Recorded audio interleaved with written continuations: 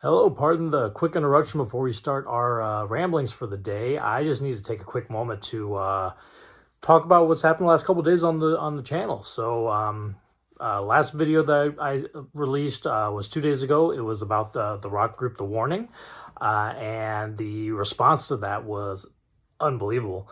A lot of Warning fans came out and viewed it, commented on it. My subscriber count has jumped almost probably like 30% since 2 days ago. And so I just wanted to take a quick moment just to thank everybody who may be new to the channel, checking this out for the first time. I think there'll be a whole lot of The Warning fans probably watching now, and I will have more videos about The Warnings. I've had so much great feedback from people in the comment section of the last video. I've got so many links to live performances and recommendations on earlier albums, and I am watching and listening to those. I've actually started listening to one of the earlier albums now that was recommended to me, and I've been enjoying it quite a bit so far. I'm taking my time, and in fact, one of the comments does say, "Take your time listening to the albums. Don't rush to it all at once." And I am taking my time, kind of listening through it. And I'll just real quick spoiler: Dust to Dust and Crimson Queen so far have been amazing. And yes, I'm looking forward to more things and watching a lot of the live performances. I've got, again, some great, I had a comment that had all these links to live performances and stuff. I'm very excited to check all of those out. So before we got started with the next movie review that I have going on, I just wanted to take a quick moment just to thank everybody for watching, for subscribing, for commenting. That was my favorite part of this. I mean, I've had, the Super Mario Brothers video that I did about a month or two ago got like 800 and something views, which is great, but not really a whole lot of comments. There's probably, people on YouTube recommendations probably saw like the first 10 seconds and then dropped off. So not a whole lot of interactions. But what I loved about this last one, on top of 3,000 views, is the fact that I got comments almost throughout the whole day yesterday, and a lot of interaction and talking, and I would reply, I would get some replies back. It was a lot of fun. So thank you so much for that. That is definitely been a highlight of doing this show, has been the last 24, 48 hours, and all the fun comments and interactions I've been able to have. So again, thank you guys for that. I hope all the Warning fans that joined specifically because of the Warning video, I hope you enjoy what else I do. I do a lot of movie reviews, a lot of book reviews, and music reviews. I'll be doing more of those. Though it's funny, The Warning was my first one. My biggest band for me is Pearl Jam, and I will definitely have a Pearl Jam one in the future. But I tell you right now, The Warning, they're jumping up there really well because they are amazing. I've loved everything I've heard so far, and I cannot state anymore how awesome it was having all of the comments and interactions yesterday. So thank you guys again. Enjoy the show going forward. For all the new people here, thank you so much for joining onto the show. I hope you enjoy what we have. Stay tuned. I believe our next video is going to be a twofer about Becky and the Wrath of Becky. I hope you enjoy it. Thank you. Bye.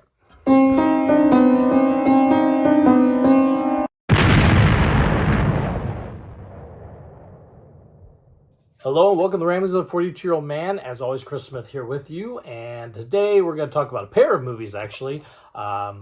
They're sequel to each other, and I've caught both of these over the last week, and we'll talk about them together here with a little quick thing. So I'm going to talk about the 2020 film Becky, and then the 2023 film in theaters as of last week, The Wrath of Becky, its sequel.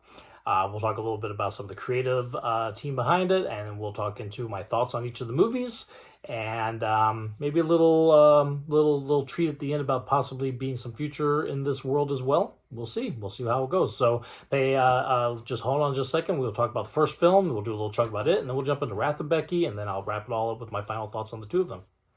Where's Becky? Wait! He's gonna hold your dad still while I hurt him. I'm not gonna let them get away with this.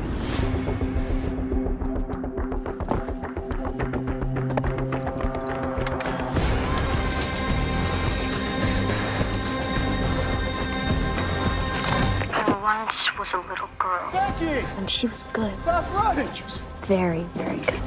And when she was bad, she was horrid.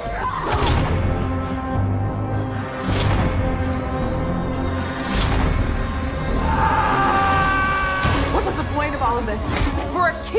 It's worth much more than that. Becky! You're clearly a special girl! I don't want to have to hurt you. But I do want to hurt you real bad. All right, so Becky is a 2020 release. It was, I believe, I don't think it ever got a theatrical one on VOD, but Becky and Wrath of Becky both are going to star Lulu Wilson, who has been a child actress that I've watched growing up. She was originally in, I think the first thing I saw her in was Ouija, Origin of Evil, which was a Mike Flanagan film that she was in. And then that was a sequel to the original Ouija, which was not very good. The sequel is good. Again, Mike Flanagan. Go figure. He makes good movies. And then she was also in the sequel to Annabelle, which is Annabelle Creation, which was also a better movie than the original as well. Annabelle Creation was quite a bit more fun. And then also with Flanagan again with the Haunting of Hill House series on Netflix. She was the young Shirley on that series. And so now she's here in Becky 2020. And so Becky has her, it involves a group of neo-Nazis who invade this cabin where this family is at. It's a mother, daughter, and a possible fiance stepmother. There's a situation where the girl's mother had passed away. I don't know how long ago, a year or two, maybe. It doesn't seem like it was that long, and so she's having a little bit of trouble with the dad moving on with this woman and her son. That's kind of having a mixed family possibly coming up. But it gets invaded by these neo-Nazis led by Kevin James, of all people, the King of Queens, constant actor in Adam Sandler films, obviously mostly known as a comedian. Here he is playing definitely against type. We'll talk a little bit about whether he's necessarily successful in that or not. But he is the leader of this four people neo-Nazi party that kind of takes over this cabin. They're looking for something that's in the basement of this cabin. Don't know quite. We never really find out the history of why this thing is here, why he's looking for it here. We never really understand. But they've recently broken out of prison. They're on the lookout for this key that is down the basement.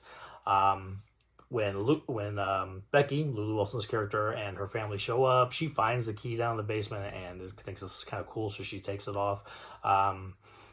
When she finds out the father's talking to her about the plan for getting married with her possible new stepmom, she freaks out and goes running off into the woods where she's got a little kind of treehouse situation, fort deal. At that time, that's when the Kevin James and his guys come into the cabin, and they're looking for the key. They realize that the little girl has the key, and so at that point it goes off where there's trying to get to the girl. The girl is very capable. So it's think of a sociopathic Home Alone. That's kind of what we have here. She starts offing these guys one at a time. This girl is maybe 13. I think maybe Lulu Wilson was at this time, possibly 14. Anyway, she's young, but she's knocking all these guys off, Home Alone style. And eventually has the final showdown with Kevin James, and yeah, that's the original Becky. So the first one is a little more straight. Really, the comedic aspects of it are more possibly like the over the top kills, how she takes these guys out. But most of it is played pretty straight. When we get into Wrath of Becky, there's a little bit of difference in tone, but this first one plays it straight. Lulu Wilson does great. I'll go with that. I'll start with her first. She does a great job. She's been an amazing child actress growing up anyway, and here you start to really kind of see her come as age. She's still 13, 14. She's still young, but she is definitely coming into her own in her adolescence of acting, and does a really great job with that character. Some of the anger and the losing her mom and not being able to move on, and anger with her father for moving on with, she's not able to, but he is trying to. And so she's got this huge pent up anger where she takes out on these guys to really amazing effect. She does a great job. And there's Kevin James, who for the first half of the movie is creepy as hell. He's very stoic, and he doesn't talk much, and most of his commands to his guys are through just looks and sounds and little small phrases, and he is really doing a good menacing job. His presence is menacing. Second half of the movie, he starts talking more, and you realize, oh yeah, this is Kevin James. And it's not like he's being funny, but it's just like the menacingness of him comes down a little bit when you start hearing Kevin James, and doing it. And I think by the end of it, he's supposed to be a little more unhinged, but he just ends up being a little more comedic, unfortunately.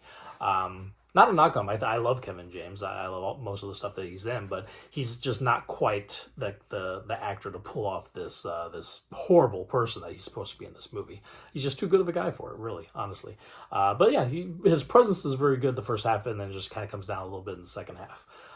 Joel McHale's in here as the father. He does a great job. He really is kind of playing against type 2. You think Joel McHale is sarcastic, kind of I don't give a crap about anything comedic presence that he usually has. He's very warm and gentle in this one as the father. And spoilers, you hate to see what happens to him by about halfway point of this movie, but it's what sends Becky off on her journey. So that's how that goes. But yeah, I enjoy this one.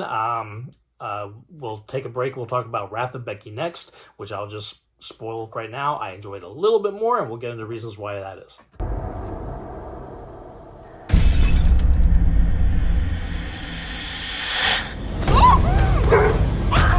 Diego, attack!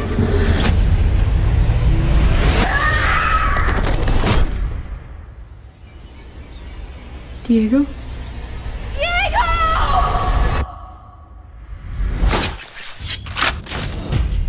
Saving our country and stopping the treason one vengeful mission at a time.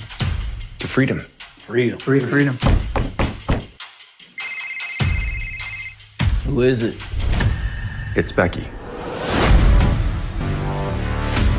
You took my dog.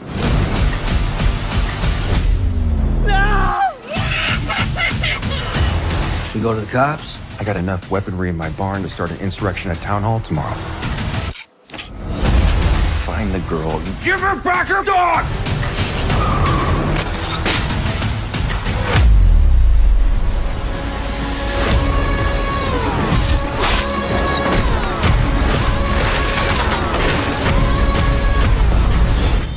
it was fun while it lasted. It's not over yet. Wrath of Becky came out this year. It was actually in theaters just last week. I don't know if it still is. It was a very limited theatrical release, I have a feeling. But I was able to catch it in theaters, which I'm glad I did. It was a lot of fun. So I already talked about Lulu Wilson being in this one, reprising her Becky character from the original. She's a little bit older. I think she's 16 here. I think Lulu Wilson was probably 16 when she was filming it. So I think they're kind of going right along with her age. And you can tell she looks like a young woman now. She doesn't look like a little girl anymore. There's definitely a difference between the adolescent of the original Becky and the woman that she is now. And the tone of this one is different. So it's more, where I said the original one was played mostly straight with just the overtop kills kind of being the comedic presence to it. This one is definitely tongue-in-cheek throughout. The closest vibe I could really give you might be like the Deadpool movies, honestly. That kind of, the events that you're seeing are pretty serious, but we're going to take it all with a grain of just comedic thrown in there. And a lot of it just has to do with the way Lulu Wilson is portraying Becky. She's definitely got her sarcasm level is through the roof. And again, she reminds me kind of like Ryan Reynolds playing Deadpool. It's very similar kind of vibe. So in this one, Becky has kind of been bouncing around foster homes. She's always running away from them. She's on the run now. And somebody that picks her up hitchhiking, this little old lady kind of takes her in and gives her a place to stay and is not asking for anything from her, just she enjoys the company and stuff. And that's kind of her new reality right now. She's been there for about a year, I think, at this point. And this group calling themselves the Noblemen, this pro-male, fascist, anti-feminist group is coming to town because there's going to be some sort of a female political speaker is going to be there, and there's going to be this rally that they're throwing, which, of course, being the fascists that they are, they intend to make violent by the end of it. And they run into the diner where Becky's working. She blows them off and is really nasty and sarcastic to them because they're kind of dicks to her.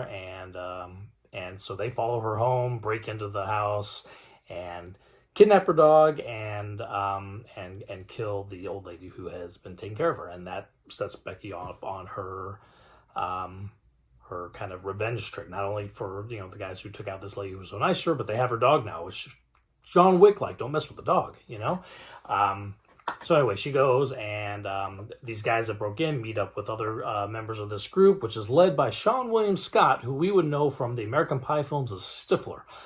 So similar to Kevin James in the original, they went and they grabbed kind of a comedic actor for this one. And I will say right now, Sean William Scott is an intense dude. He is much more the right person for this role than Kevin James was in the original. You know, where Kevin James, just his hulking presence in the beginning part of that movie made him seem menacing, but as he started, you know, talking more and interacting more, it kind of came down.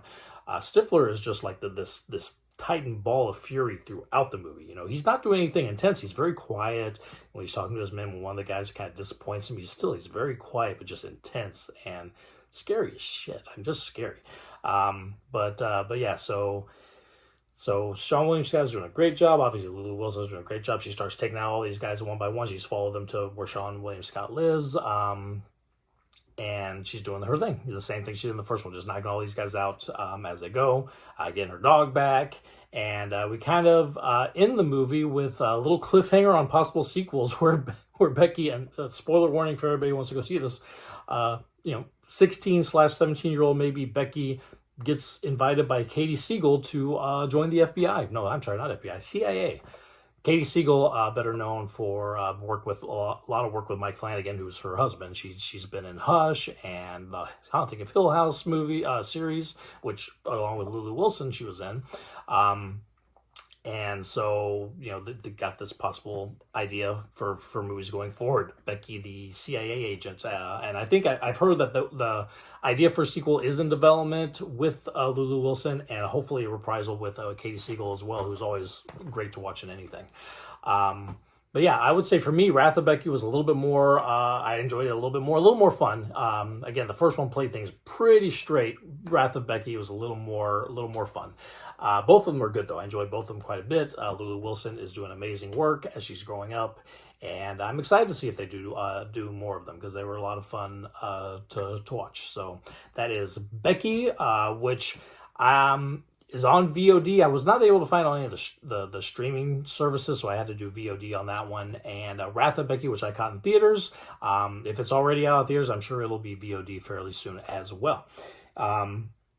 So yeah, both of them very good, but both of them a lot of fun. I ended up watching the two of them like one right after the other, so it worked out really well. They flowed really well together like that. But you don't have to. You could pick up Wrath of Becky with just a little bit of knowledge that she's gone through this kind of situation before, and you would be just fine. But either way, they're both fun. I would suggest watching both of them if you're interested. So thank you for listening as always, and I will ramble again with you soon, and we'll talk again later. Bye. Thank you.